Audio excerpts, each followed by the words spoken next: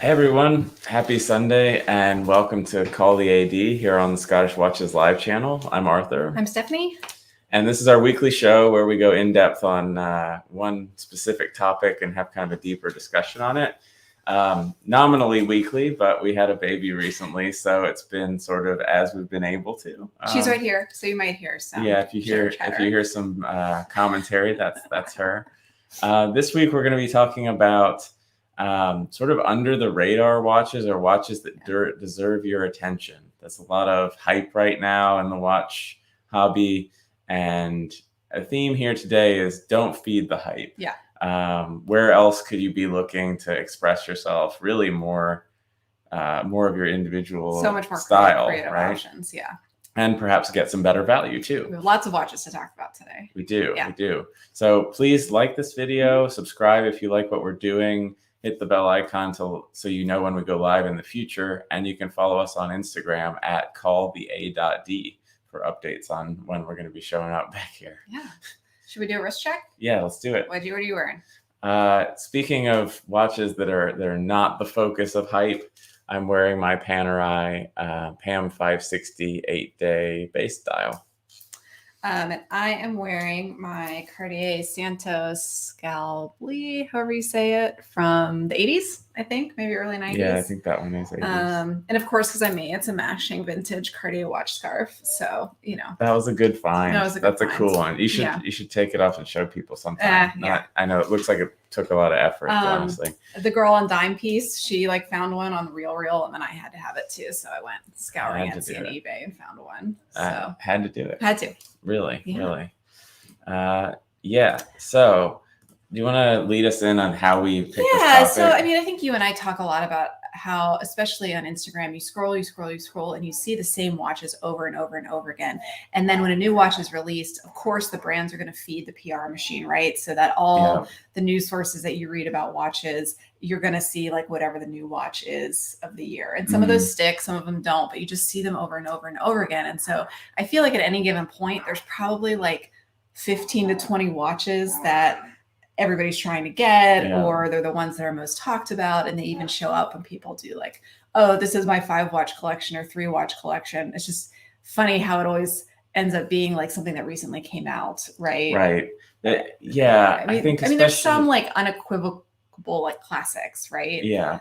But I feel like recently there's been a huge amount of focus on what's new all the time. Right. And my thought is, what are the chances that the perfect next watch for you is something that's just been released versus, I don't know, the past 100 years of watches that have existed? So there's just this echo chamber, right? Of everybody talking about how great one particular watch was, because I don't know, you get in the hype.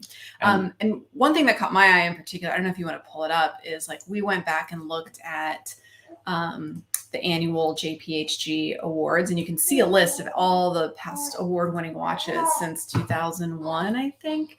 And just some of these, because we're relatively new to the hobby, 2015, 2016, to go through this list of amazing pieces that people aren't really talking about anymore, like they were for a hot second, but now not so much, or even just brand excitement.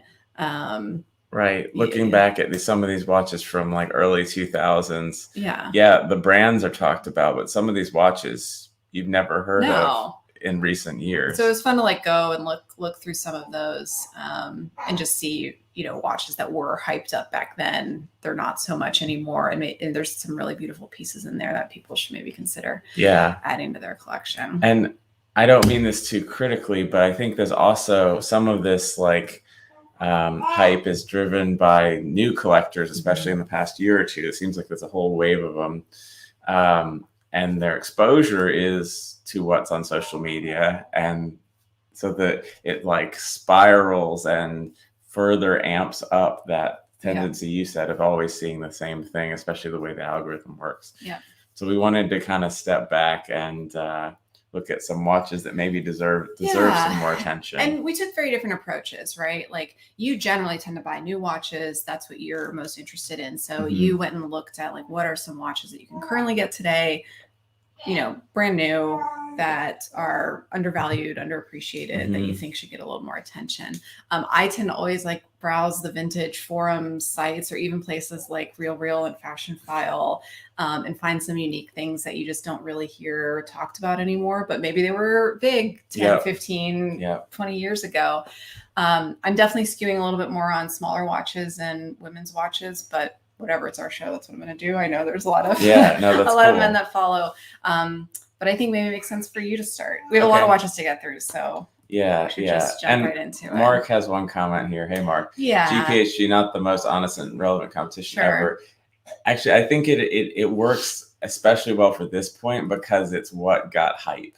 Right? It's not always the best watch or, truly unbiased, but it's what got hype or was being hyped. It's a little bit, I mean, we just don't have the history, right? We haven't been around and looking at watches for 20, 30 years. So it's a good reference 10, point. Yes. Yeah. So it's a good reference, like place to start, but I would love to like find some archives of, watch magazines and things and what else were like hyped and some of the trends and things. Yeah, but a lot of that back in the day, you didn't have like what individual consumers were thinking about. You just heard whatever the brands wanted you to hear. Whoever's PR machine had really spun the wheels better. Yeah. Okay, so I guess I will get into it. Yeah, so I picked watches from a couple different sort of. I picked a bunch of watches and then I realized they kind of fell in different categories. Yeah. So we'll kind of go that way. So we're going to do all of yours and then all of mine. Yeah, We gotta move it along. Hold on. Let me set up my screen correctly. Okay. I'm going to start with, just because a brand may be hyped, but a particular watch may not be, in my mind, appreciated to the level it deserves. And for me, I think especially amongst like enthusiasts, it's for Omega, it's the Planet Ocean. This was actually one of my first major watch purchases. And I just feel like maybe it's because of its modernity and its styling that it doesn't appeal to some of this like vintage inspired trend. But I think it's one of the best looking modern dive watches out there. And I'm just going to say it. I think it's a better value than buying a Submariner at retail. Well, you and I are partial, right? Because we both have these. We both have a version of Planet Ocean. But this is all. The show is about expressing an opinion, right? So I think the Planet Ocean. It's one of the most, like technically competent in terms of its movement, construction, and finishing at this sort of like mid-tier sports watch price point. 600 meters water resistant. Now with the master chronometer movements in them, I think they're really cool because they come from sort of a lot of the design elements come from sort of the legacy of Omega's dive watches, but are modernized and are not overly relying on like Fotina or things like that. It's sort of like is its own beast in the dive watch world. But I also like about Omega's website can't even load an image of the watch. All watch websites are terrible. I maintain that. That is the hill I will die on. But what I also like about the Planet Ocean is that there are a lot of different versions and you can really get all these different options. And unlike where I feel like a sub is, okay, your choice is date, no date, and people have very strong opinions about that. Like that's kind of it. Yeah, there are other versions, but for the most part, it's more way to find your own individual style here, I think. Which is a very like the opposite of the Rolex approach. But I think one of the themes here with some of these watches that maybe deserve some more attention is they are a more individualist sort of design. And just like a little like token for the ladies, what I like of what Omega has done with Planet Ocean is they hadn't like, shrinked it, pinked it, blinged it. They have like really nice kind of like smaller. They have blinged it though. They have, but there's really truly like sporty versions for women. So that's my first pick. Maybe not super surprising. The second one might be more surprising to people. And I think this one, especially with enthusiasts, does not get discussed hardly at all.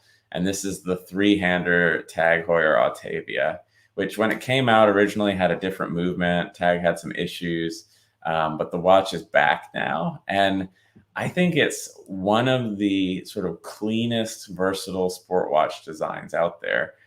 Personally, I mean, this doesn't really relate that much to the Octavia's history, to be honest.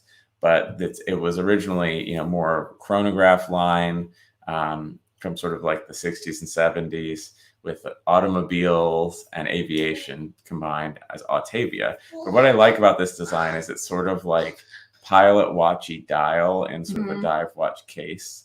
Really nice, clean numerals and layout. Cool kind of sword hands. Date at 6, which is nice for symmetry. And the price isn't bad. And the fume dials on these are beautiful. It's really pretty. I think I don't know how these sell, but I think more people should be. You tried one on? I have not actually. Yeah, I haven't actually. And I haven't even seen them in a store around here. But I actually think it's one of Tag's better modern designs, and I think it deserves a bit more attention. Yeah. Yeah. So moving on, I'm going to put let's take off the banner so people can see everything going on.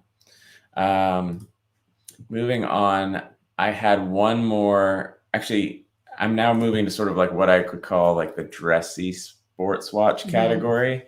And I think that this Jlc Polaris really deserves a bit more credit and attention as well.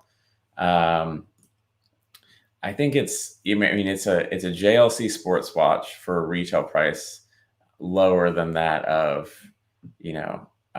a number of Rolexes. If we're comparing to hype brands, you can get it. There's different color options. There's date, no date options. There's a chronograph option, bracelet, rubber or leather. I think the dial texture and finishing is really beautiful. If you see one of these in person, there's sort of a grained ring and a sunburst ring. The internal rotating bezel is cool and different. Of course, the movement is very pretty and visible because it is a JLC.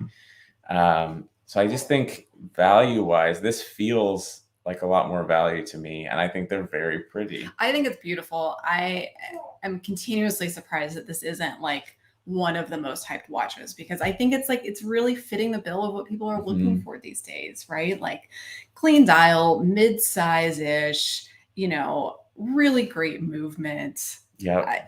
This is one you can dress up, you can dress down. For sure. It's on the dressy side of a sports watch, especially in the blue. Yeah, I love JLC as a brand. I don't, maybe they're not playing into the social game as much, but it's fine. I mean, I don't mind. I say get one of these, and then you're like cool and different. Yeah. Also, there's even versions with Fotina on it for Dan. Okay, there we go. So whatever your flavor is, you can find one of these. My next pick is the GP Laureato. And I think one of the issues here is some people dismiss this a little too quickly as like, oh, it wants to be, a Royal Oak in particular, or a Nautilus or whatever. But it does actually, I think it is one of the cleanest, maybe more subtle versions of one of these designs of an integrated bracelet sports watch. So it's not as aggressive as a Royal Oak in terms of like industrial finish. But I do think it has its own thing going on. The bezel actually, that looks like a nut, actually threads in as part of the case construction, which I think is cool. The finishing and movement are top notch, being a GP. Yeah. And historically, this actually it did follow the Royal Oak. So I think there was some design inspiration there. But at the time, GP actually chose to go the quartz route. And so this started as like a very modern quartz luxury sports watch. And it predated the Nautilus. So I'd actually like one of the original quartz ones. I think that would be fun to have. Cool. I know it's like not cool to have quartz, but that one was like designed to be a quartz watch. These though, like I still have a little trouble just loving the new ones. And it's something where like some of the edges are just like a little bit rounded. It just makes me think of that like early 2000s design aesthetic. Yeah, where everything was like a little bubbly, right? Like IMAX and VW Beetles. Everything was just kind of like rounded, not sharp edges. I'm not saying you're wrong, but I think this is Yeah. one that if you just saw it enough, you know, like if you hear the same song over Mhm. and over and over again, you start liking it. Like if you just saw this one more and enough, Yeah, I think I think people so. would really start liking Mark it. says he's not sure the Laureato can command the price asked. I actually think it's worth it, but the good thing is you usually don't have to pay that price. With discounts available, or especially used, some of these, you know, can be had at Yeah. much reduced prices. So yeah, I actually think it's a pretty good value, as Karan's pointing out, compared to a lot of these other hyped steel sports watches in this kind of similar category. There's a version from a few years ago that had a bright purple dial Yeah. that I think it's really fun. But you know, I'm a sucker for colored. Watch Medicine saying pink OP versus Polaris. Where's your money going to? Well, for me, for you, a pink OP, but I think a Polaris would be a great one for you to have. And I still think the Polaris is a better value for your money. It is. It is. So we're here to throw out some of these things for consideration. Yeah, and this is like we're not going to have popular opinions here, I don't think, all the time. It's more like, let's stop saying the same things over and over again that everybody thinks about. I definitely have some picks that I don't think people are going to love. Let's keep moving. We got a ton of And my last pick in this sort of like dressed up or made fancier sports watch category, someone mentioned in the comments already, and that's the Glashütte Original CQ. So this particular version is just under 40 millimeters. They make a larger one with a big date, and it's 9,900 US. So this is like not far off from a Submariner, but you're getting a really cool example of German watchmaking made to a pretty high degree of finishing. The bracelet, for example, on these is a really cool system of pushers on the back to release the links. I've heard the clasps are pretty insane.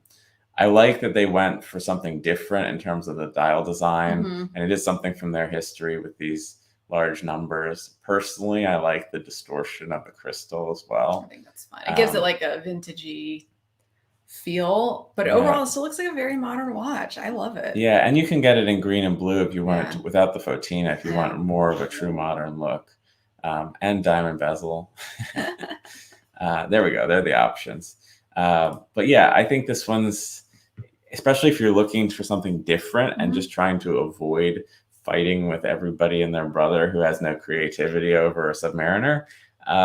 There you go. Yeah, that would be my other pick. I agree with you on this one. Yep. It'd be and it would be fun to like see someone wearing one of these out in the wild, right? Like then you know they're a true watch geek. Right? Yeah. Yep. For sure. They've very specifically picked that, right? Oh, I like that gray dial with the like two-tone, the gold. Yeah, that is nice. That's pretty. That is nice. Oh, it has the date window at. That's the big date version in larger size. Yeah. That date window is a crime, but. This is the blue two-tone is nice. Yeah. I don't know if they do the gray two-tone in the smaller size. The next one was actually a suggestion from a guy named YJens on Instagram. And I know our friend David has also been looking at these recently. And, you know, not necessarily with all of these, now we're moving up in price point, but not necessarily talking about value here. But if you're looking for something very different and design-wise and movement-wise, this is the Parmigiani Fleurier Tandograph GT. So this is an automatic chronograph annual calendar. But I think it's pretty cool, like the way they've presented all of those complications.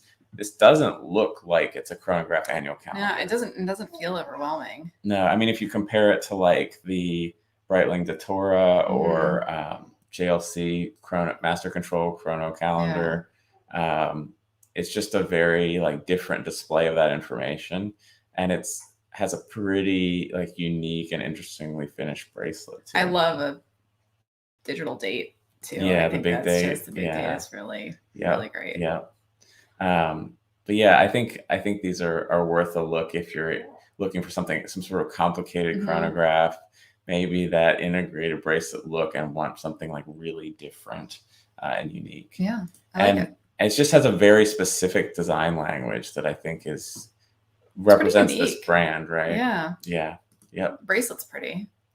Yeah. So those were my picks in sort of this like dressy sport watch category. And then I just wanted to go quickly to sort of like high-end dress watch stuff. For me, I think all of Breguet deserves a bit more attention from watch enthusiasts these days than it's getting. I think it has its really hardcore fans, but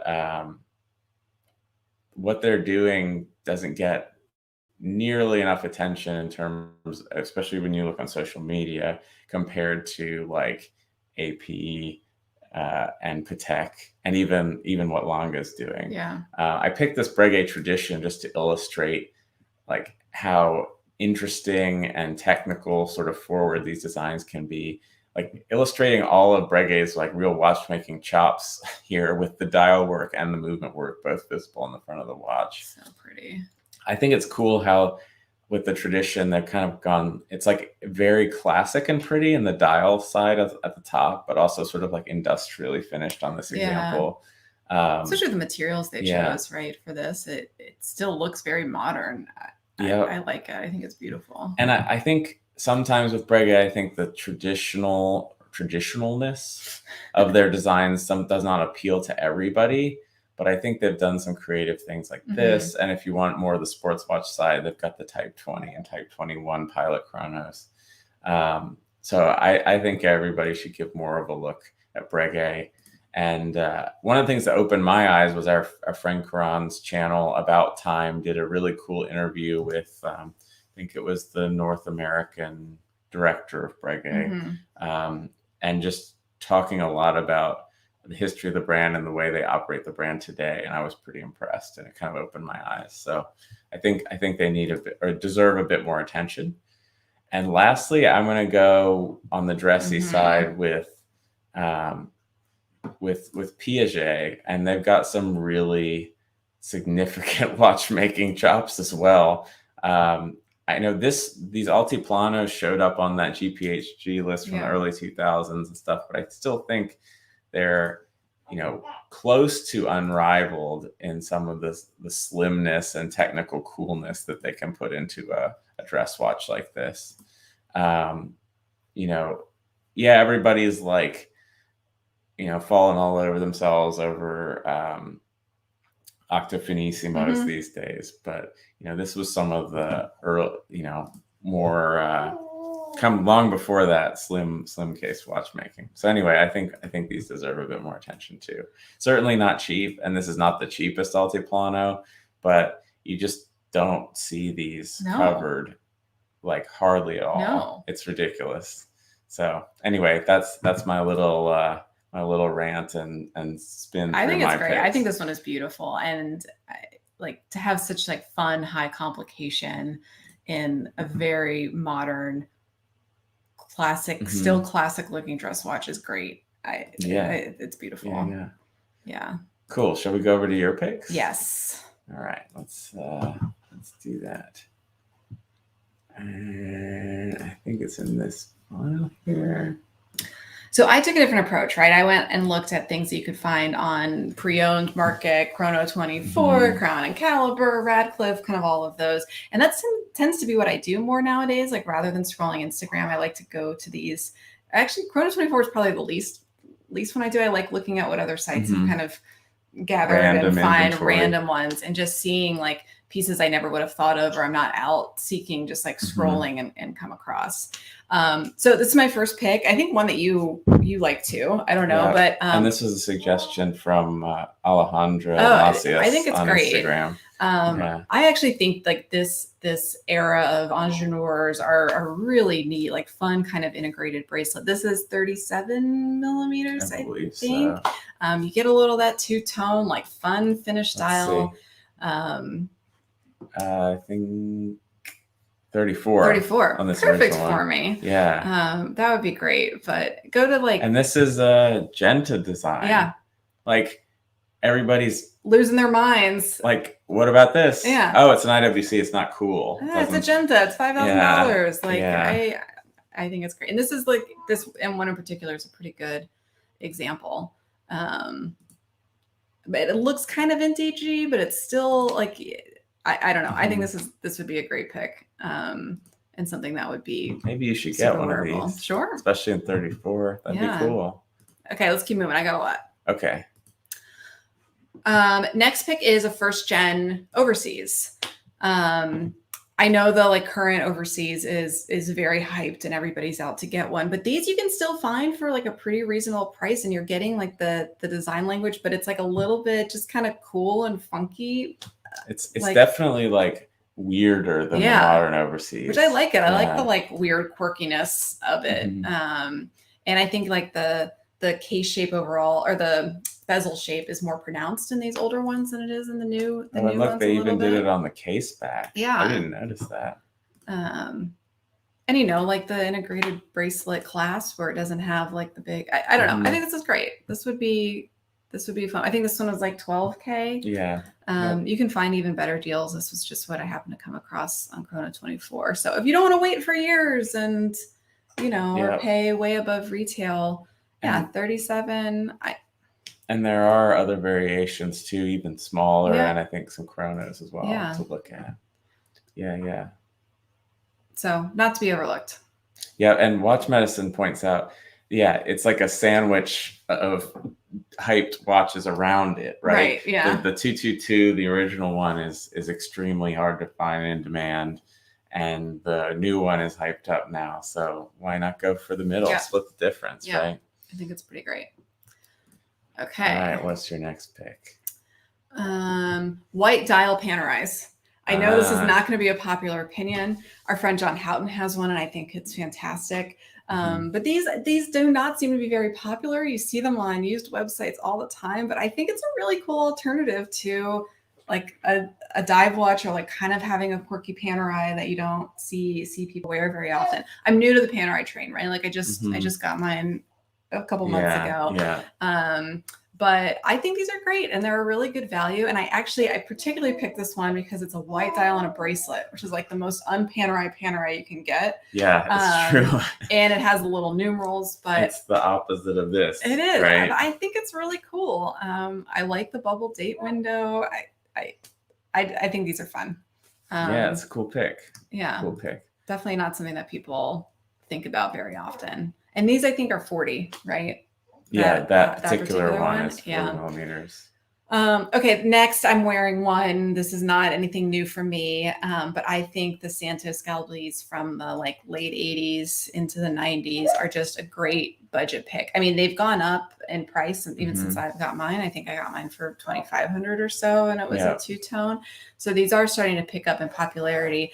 But I think the Santos overall is great, but looking into this like era of them, it's, you know, they're a little bit smaller. They're like a little bit more rounded and less kind of big and modern. Celeste has opinions on this. Yes. She is going to come join us. She says, "Mommy, give it to me, please." Yeah. And I know I'm going to sound like a broken record, but like when you think about comparing this to a love bracelet, which are like $9,000 or something, seven, you know, why don't you give a watch like that has the similar look? Like that says love to me more than a bracelet you have to screw on and can't get off and doesn't move at all and is more than double the price. So and Cartier has recently gotten a lot more hype, but it's all on the modern stuff or the like vintage gold dress watches, right? It's like, what about the middle ground here? And if you like these sizes, they're great deals. Yeah, this is a quartz one in particular, but you know, I think they're great. I mean, you got your two-tone automatic Santos for like $2,500 a couple years ago. So there's the point. I'll never stop talking about how great that watch is. Okay, another pick here is the Jlc Master Control. This is like a ton of bang for your buck in a watch. It's a beautiful dress watch. I think on the bracelet, you can dress it down and make it a little bit sporty. I don't know why you don't have one of these already. I mean, maybe I should consider getting one, but you know, again, a good mid-size at 37. They're pretty thin, which is really neat, but like this era or so, I think it's like early mid 2000s. I mean, this has got a full calendar with a pointer date. I love pointer dates. And on the, I mean, I don't know if I'd do it on the bracelet, but it's pretty cool that you can get this kind of complication from JLC on a bracelet at that price. Right. And it's 10 millimeters thick. Yeah. Super thin. Yeah. I think these are great. And you can find in some different dial combos, but I think this is one that should be definitely hyped up more than it is. And especially this era, it's amazing that they don't hold their value more than Yeah. See. Yeah. Okay, I got a lot still. Okay, let's carry on then. Okay, I'm back to Cartier. I know Cartier like brought back Pasha, right? They've reintroduced kind of a updated version of the Pasha line. But I almost bought one of these maybe 4 or 5 months ago that I saw on Crown and Caliber. But there's so many variations of them, and I think they're cool and funky. I like the weird crown on it. And this one in particular is a GMT. And I think the way that they did the GMT bezel with the dark and the light, or the ink in the numbers and not, is just a really fun. It's like the night and day represent. Yeah. But I think it's also interesting they did like 6 to 18, and they didn't do the Rolex thing of splitting the numerals. It's like this diagonal. Yeah, it's. And you've got the GMT hand here. It's a little hidden, but it's a cool sort of like lollipop. And I actually like the date at 4:30 on this one, because you still get to have the 12369, and it doesn't feel like it's I think it's forgivable.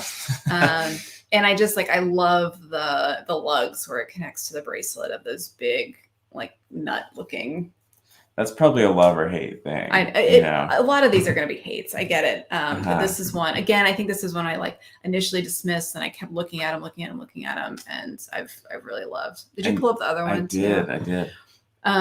This one I think with the big date, digital date display is pretty cool. And interestingly, this is an example of how a brand can be hot, but not every watch is hot from it.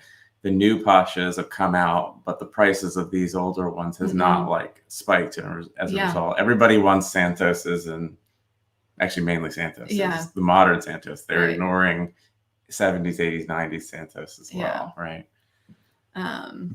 Anyway, I think if anyone's shopping for a lady significant other or friend right now, look at 90s, 2000s Cartier. That's a great place to start, because a lot of these watches can be every day. You get the brand recognition, you get great quality pieces, and really fun designs. Oh, and look, they actually took the care to match the date window font and do it in the cool script.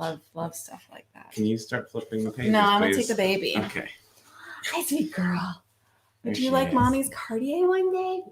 Probably. You're going to get them all anyway. Probably. All right. Your next pick. Vintage Tudor. So this is the Oyster date automatic. Look at that linen-ish dial. I think that's really cool. Well, careful when you say vintage Tudor as a whole, because if it's a 40 millimeter dive watch, it's going to be impossible. $10,000. But there's a lot out there that you can find at reasonable prices. And if I was going on and looking for a stainless steel date just right now, mid-sized date just, I would consider one of these over it, or even an Oyster Perpetual. It's just a little bit more unique and different, and you still have that Rolex connection, but, I don't know. I know there's a lot of hype around Black May 58 with Tudor, but go in the archives. All the dive watches are the hyped ones. Yeah. Right? But we did even notice that the 36 millimeter Tudor dive watches from the 90s and stuff, real steals. Yeah. So if you've got that wrist size, you can do it. Yeah, go for it. Yeah. Okay, I got a couple more. I think you. Okay. I broke my only getting new watches or only getting vintage watches. This one, is it a great movement? No, but I think it's just a really fun, cool piece to get. If you just want something fun and funky, it's playing up the Tiffany blue. Just a little bit of whimsy in it. You can get these new, of course, but Fashion File is actually a surprisingly interesting place to go hunt for unique watches. I don't know who their buyer is, but they definitely pick out some weird, unique pieces. And I think they're capturing on people who are just looking for brand stuff, right? Yeah. And not necessarily searching for a particular high horology or well-respected watch piece. But you find some really good, funky things on there. Flipping through it today, we saw especially ladies high horology stuff. Yeah. That you didn't even know existed, wild, weird Vacheron ladies dress watches I've never seen. Some old Maurice Lacroix that I've never seen that are really neat and funky. Yeah, some very interesting complications. So anyway, this I think for ladies, and it comes in all sorts of different combos. Would I recommend this for a first piece or an only piece? No, but if you want to play around with color, and you like Tiffany as a brand, I think these are cool and Yeah. funky. Okay, now I'm gonna go high end. And this is our last two picks. Two picks, yeah. This is yes, it won a JPHG award, I think in 2018. I think it deserved it. This watch. It did deserve it, but it was like in the news for maybe a couple weeks, a month, and then you haven't really heard much about it. We did get to see one in London. I tried one on.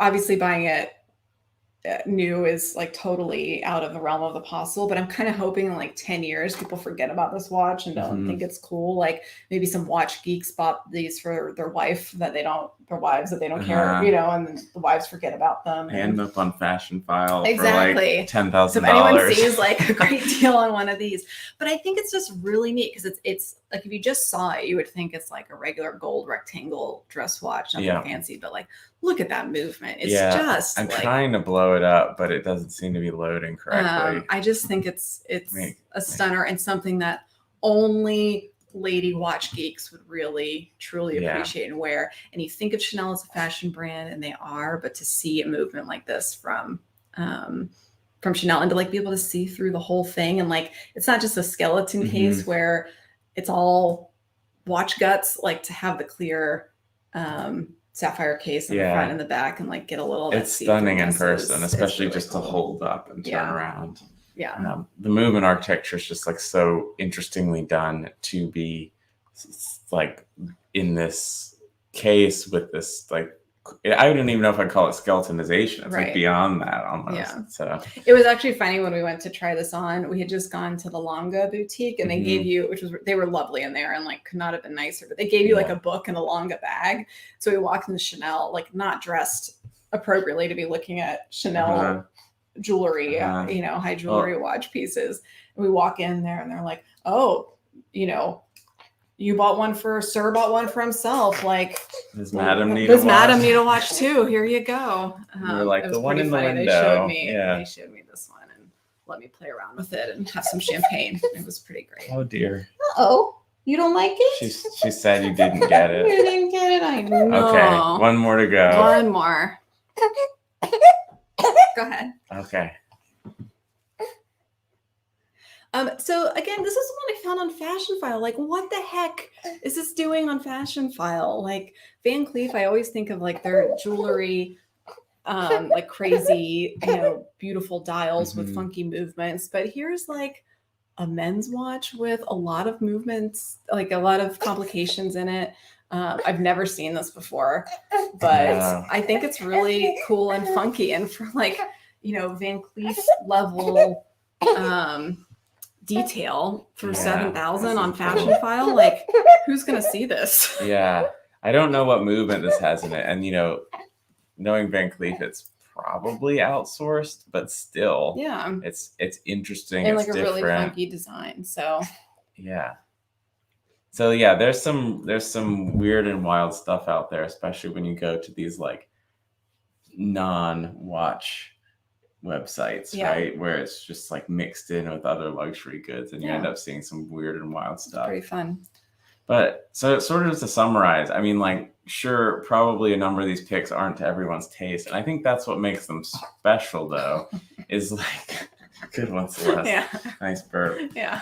Rather than buying what everyone else is buying, like finding your own taste and exploring these odd corners of the watch world, you can find some good value. You can get some design that maybe like ends up, appealing to you on a more personal level. Just a little bit more like individuality and creative thinking. Yeah. And I think these are our picks for what we think deserve a bit more attention. But yeah, we'd love to hear from you all in the comments. And I know a number of you sent us some great answers on Instagram. We tried to highlight a few here too. Yeah. Live your own watch journey, I guess is my like pseudo philosophical. Go explore a little bit. And life, right? If something catches your eye, like look at it again and again and again a little bit and see if it's, really for you. And just question the hype, right? Question it a little bit before you go. And sure. Yeah.